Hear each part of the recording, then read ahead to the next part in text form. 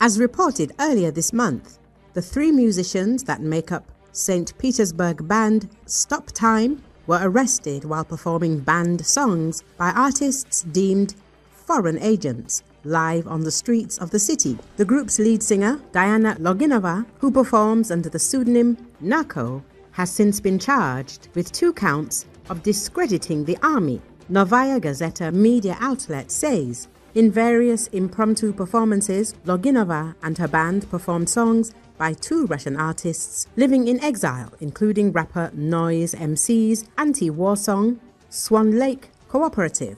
the lyrics of which mock the propaganda narratives put out by the Kremlin at the start of the full-scale invasion of Ukraine, and singer-songwriter Monetochka's song, "You Are a Soldier," one lyric of which goes, "And whatever war you are fighting, sorry, I'll be on the other side." Since Stop Time's arrest, there has been a wave of Russian protest TikToks with clips of people performing tracks by Monetochka and Noise MC going from views in the tens of thousands to over 1 million within days. Many of the TikToks feature artwork of NATO in handcuffs against a backdrop of doves, or footage of Loginova's arrest set to news clips about rapists and murderers being pardoned and sent to the front line. Some videos compare Loginova, who made a heart sign as she was being led through court, to slain opposition politician Alexei Navalny, who, in one now famous image, once made a heart sign from behind glass in a courtroom during one of his trials, Novaya Gazeta says. One TikTok shows a middle-aged man with a guitar singing "You're a Soldier" by Monetochka. To date, it has received over 500,000 views and approximately 95,000 likes. In another, a young woman performs Swan Lake Cooperative in an underpass while reading the lyrics of her phone, accompanied by a guitarist, as passers-by go about their business. Comments under the videos express support for NATO and condemn the Kremlin's latest repressive measure against artists. "This is my first revolution," wrote one commentator, adding, "I'm a little bit worried. Let's communicate via TikTok to be on the safe side," says Katya, who created an artwork in support of the group and whose video about the process has now received hundreds of thousands of views. She says that she's aware of the risk she's taking by posting protest videos and speaking to Novaya Europe, which the Russian authorities have effectively outlawed by declaring it an undesirable organization. Novaya Gazeta recalls, "I'm afraid of attracting attention, not so much for myself as for my relatives, but I believe we have to keep fighting, whatever it takes." Katya says, adding that, while predictable, NAOCO's arrest had aroused both anger and anxiety in her, especially as the charges are so absurd. The protests against the arrests have not been limited to TikTok. However, with musicians in some cities taking to the streets to perform the same songs for which Stop Time were arrested. In Russia's fourth largest city, Yekaterinburg, for example, one such singer, Yevgeny Mikhailov, was detained for using obscene language in a public performance of Swan Lake Cooperative he gave in support of NATO, for which he was imprisoned for 14 days.